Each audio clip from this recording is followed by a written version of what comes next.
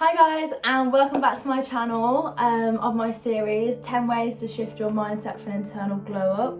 This is episode 2, which is self-acceptance is the key to confidence. I just want to say I'm so grateful for all the comments I've had back on my last video. I had people messaging me saying how motivated they feel, how they actually want to change their mindset, how sending me pictures of their goals, of them writing their goals, and all that. It's so great, and it takes a lot of time to do these videos, and I'm doing them to help people. So any feedback of how you're getting on, or just if you enjoy the video or what I could improve, would be really appreciated. I just want to also say that me doing these videos doesn't mean that I'm 100% perfectly happy and confident all the time and I'm never sad. That's not the case. I do still have my down days. Everyone does, don't be unrealistic. But I'm just less susceptible to staying in a hole for days on end, because I don't want to feel like that. As we said in the last video, good energy. But yeah, so along the videos as well, I'm going to try and give exercises where I can, instead of just telling you to know your self-worth. I'm going to tell you how to do it, and that is coming in the next video, and I'm so excited. It does relate to this video, so if you do come away from this video thinking, oh, how am I actually meant to be confident, how am I meant to accept myself, the next video will literally help you with that. So just be patient with me, please. I can't really put it in this video because it's the next video. So confidence is accepting yourself, believing in yourself, valuing yourself despite your flaws or imperfections, and not worrying what people think. It's trusting your own abilities and judgments, and really being comfortable within yourself. Confidence is not static, it's not linear, it is curvy, it's up, down, depending on what situation you're in, who you're with, and it's not an end goal, it's a working goal. This video, I'm going to split it into being confident in yourself and accepting yourself, and I'm also going to talk a little bit about being confident in situations. So I'm going to start by saying that people who love themselves and are generally so comfortable with themselves, it's really hard to bring those people down and use their flaws against them, because they don't even use them against them. They accept they have them, and they generally accept themselves and realise it's okay to have those flaws. And people will try and stop other people's growth and bring them down to make themselves feel better. And I have to say it, people fear being average. They really do. They would say anything negative to bring someone else down to their level, and to justify why they are doing fine, and to make them feel like they're not behind. If you can bring someone down to your level, if you're not happy within yourself, then it's just an external way to make yourself happy, and you don't want that. You want to be able to be happy within yourself and off your own back. You shouldn't have to bring other people down to make you feel happy. So I feel like for the most part of self-acceptance, I believe a lot of people struggle with is body image and what you look like, your skin, and all that kind of self things. That doesn't make sense, but you know what I mean.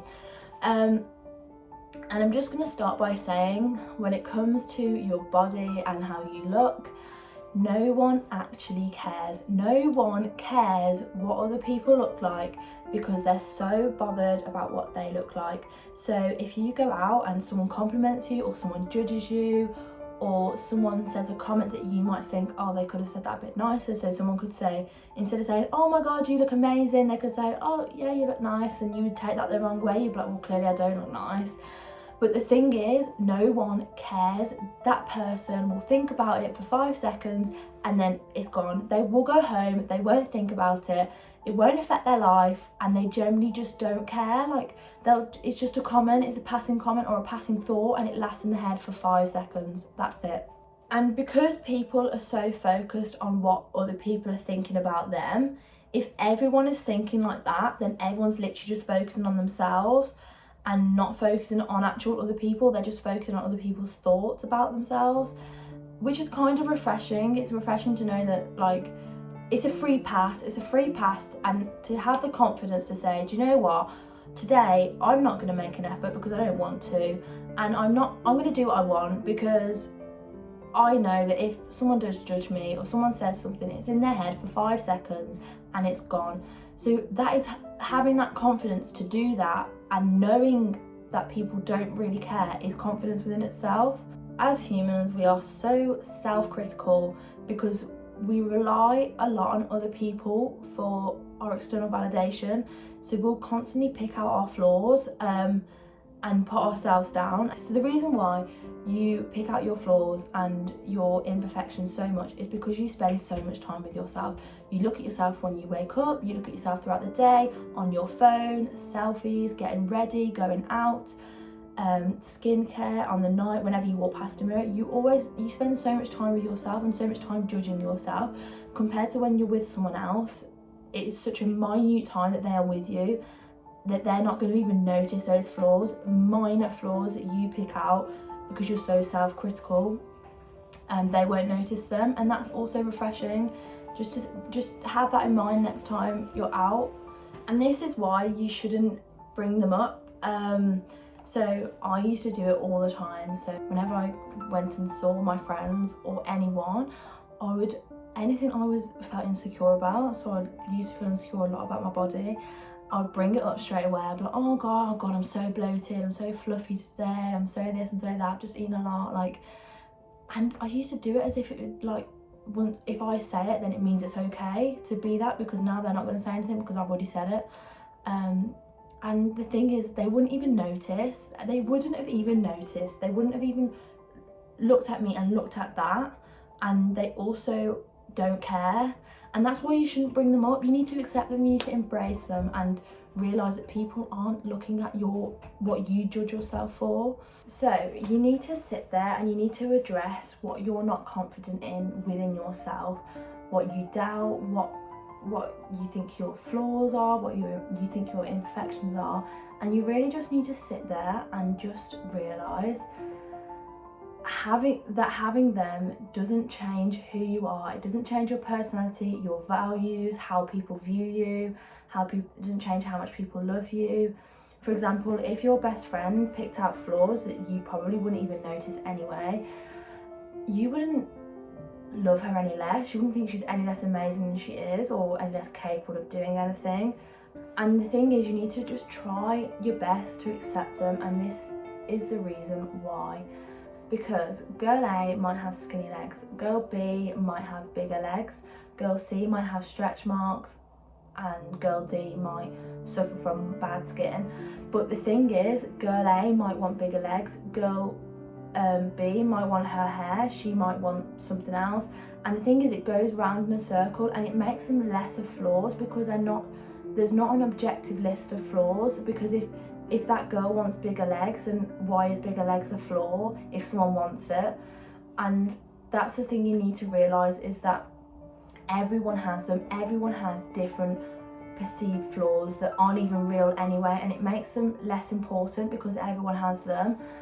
They're just created through norms. So for example, I about a couple of years ago, I was at Pre's, and I remember someone in the room said, oh, make my legs look skinny on this photo. Do they look skinny? Do they look good? And it made me feel really insecure, because I knew I was in the room with the biggest legs, and I was just like, oh, does that mean she doesn't like my legs? And the fact of the matter is, that's not true. She was just focusing on herself. And the thing is, I didn't even want small legs. I just got carried away by the norms, and I don't want small legs, and that's why I train legs in the gym, to get bigger legs. And the point is, she was focused on herself, and everyone just focuses on their own flaws. You don't care about other people's flaws. You're only caring about what your flaws are because you think people are going to notice them. But if everyone's thinking about themselves, no one's going to care. And it's not about fixing yourself, it's about accepting yourself. And it creates less anxiety when you realise that everyone is in the same boat. Everyone has them. You need to listen to your inner critic. So what sorts of things are you saying to yourself? Are you judging yourself? Are you picking out minor things that other people wouldn't even realise? Be rational and realistic about it.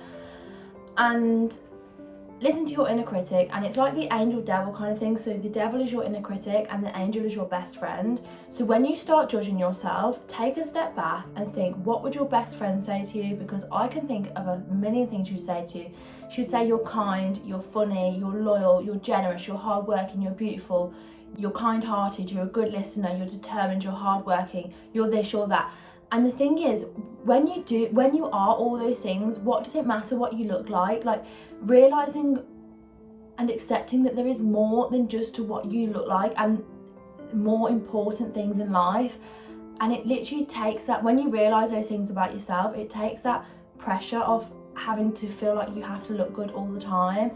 You've just got to embrace it, you really have, and you've got to realize that it doesn't make you any less of a good person. And also keep in your head that no one cares and that no one really realizes if you don't bring it up.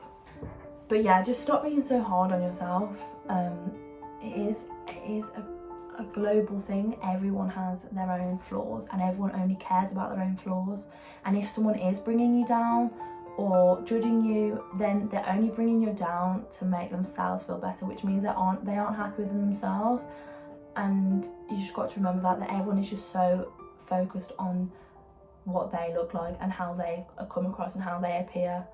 You know, no one's actually bothered about your flaws. So I have like a little kind of exercise or just something to think about, and it's basically, you are 100% smart.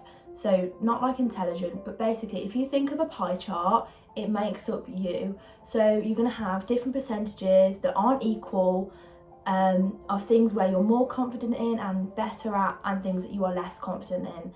So for example, it could be art, sport, your personality, your body, fitness, intelligence, skills, hobbies. It could be personality traits. It doesn't have to be like a skill. It could be like, what are you a good listener? Are you kind? Are you caring? Are you generous? All these kind of things.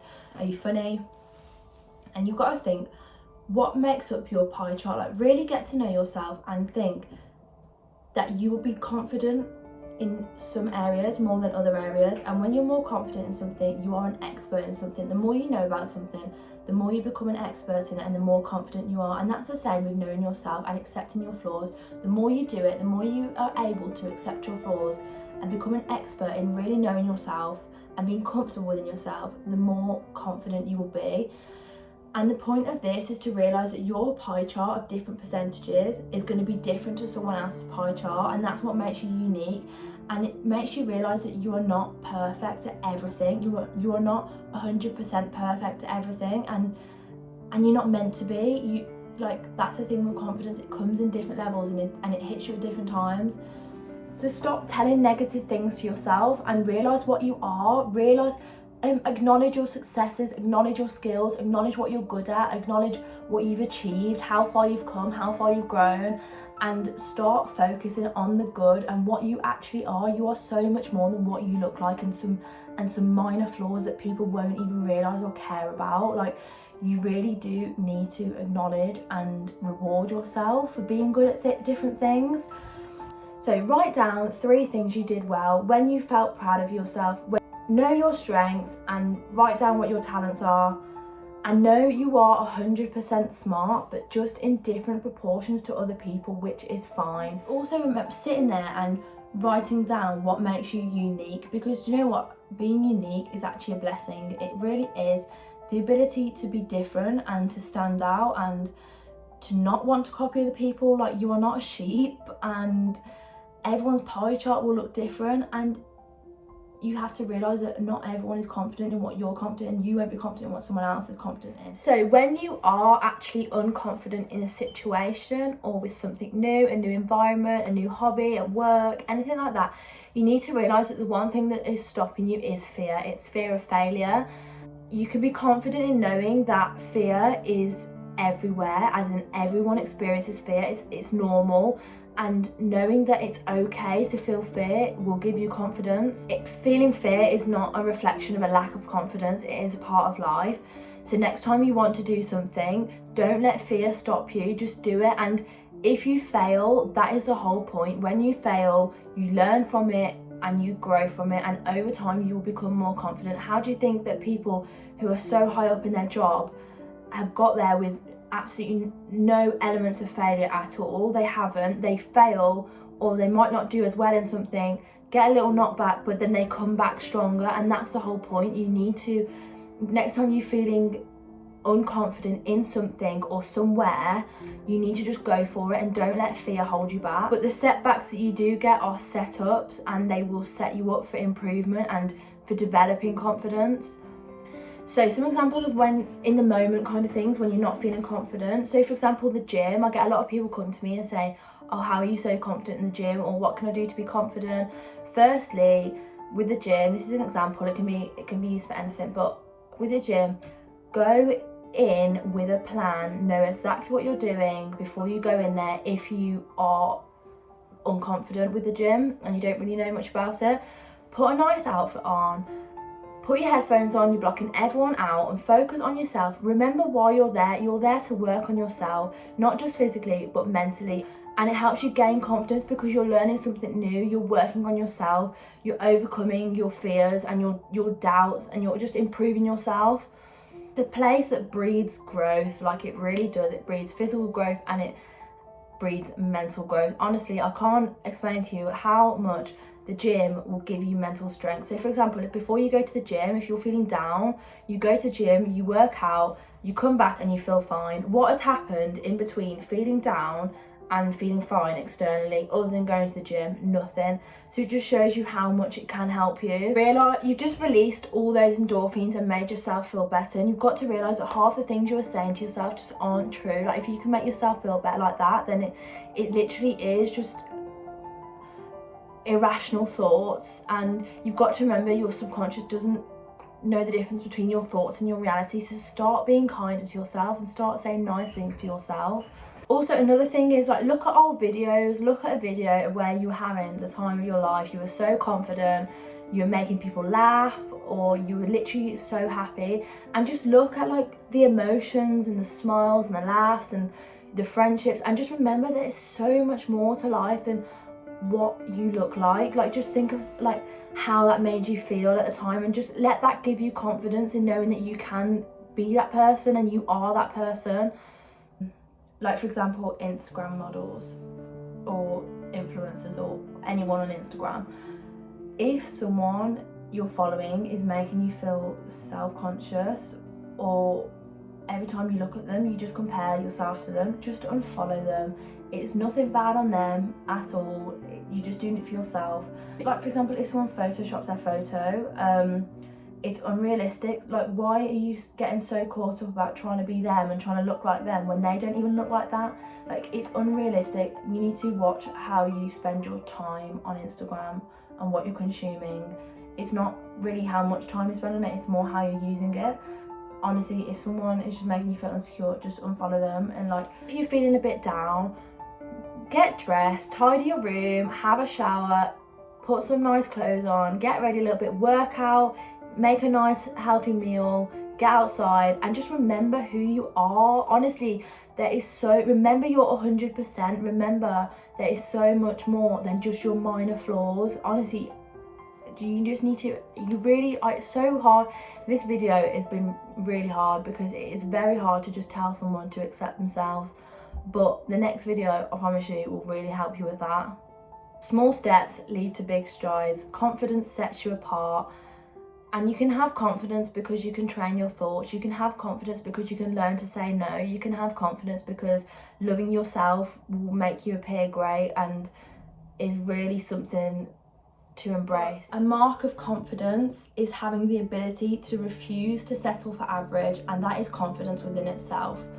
Anyway, I hope you enjoyed the video. It was a really tough one, I can't lie, to get across, but the next one I'm so excited for. It's probably going to be a lot shorter and very concise, and I'm just going to give you this exercise, and it's so good. But the next video is how to know your self-worth through affirmations.